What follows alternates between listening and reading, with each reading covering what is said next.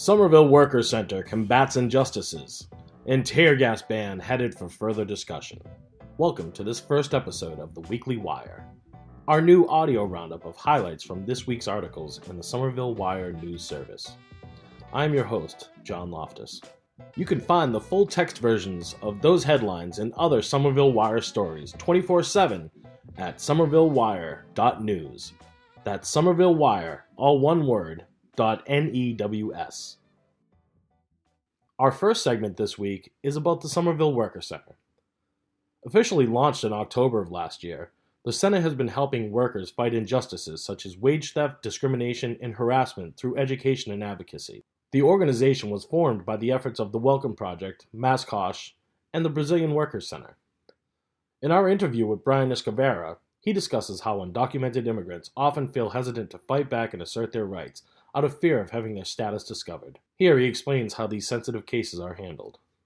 Yes, when a lot of undocumented people are taking advantage of, it is one of these things where, luckily we live in Massachusetts, and luckily, we have a great AG who knows how to handle this minefield where, documented or undocumented, wage theft is wage theft, and in this state, it's, if you decide to call ICE on these people, that's retaliatory, that she can come after you as well. So we've created some protections. Because there are protections doesn't mean everyone's going to come, running, for your help. There's still the issue of ICE. If this case gets, too big and too known, yes, ICE could be involved. This is why a lot of times, we tend to work, I hate to say that, say it this way, we tend to try to do the work in the shadows. So raising the profile of some of these cases doesn't mean we'll always do that. Generally, we try to work it out. First, we try to work it out between the employer and the employee. If that doesn't work out, then we escalate it slowly, above that to use various things. It could be as simple as, working with a group like Justice at Work, and having them, as a law firm, sending a letter to the employer, or it could be filing formal complaints. Our next segment comes from an interview with Susan D'Souza.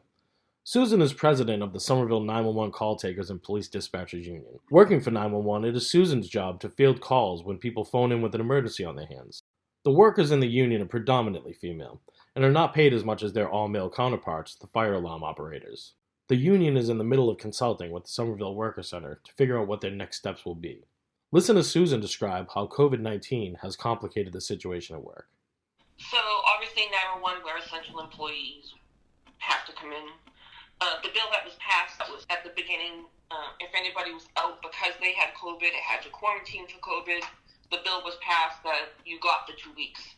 You got paid, and whether your employer got reimbursed, how that worked, I'm not quite sure, but they gave the cities and towns the option for the first responders, anybody who would be dealing with people, and they wouldn't give it to, any of the first responders, and they included us in that. So, I had to quarantine for COVID because my husband had it at the time, and I had to use my sick time. So, stuff like that affected us because we're coming in every day, we're doing what we have to do, meanwhile, everybody else is home, not their time. It's that type of stuff is frustrating because we're pulled in between, well, you're just civilians. Oh, no, you're essential employees. That's our tug of war. And for announcements this week, the Somerville Office of Veteran Services, together with the Revere Office of Veteran Services, along with VA Boston Healthcare System, will be holding a vaccination clinic for veterans of all ages. This clinic will be hosted on April 3rd from 10 a.m. to 1 p.m. and held at the Veteran of Foreign Wars Beachmont Post, 6712, at 150 Bennington Street in Revere. Veterans must be enrolled in the VA healthcare system. No registration or sign-up is needed. The vaccines will be administered on a first-come, first-served basis.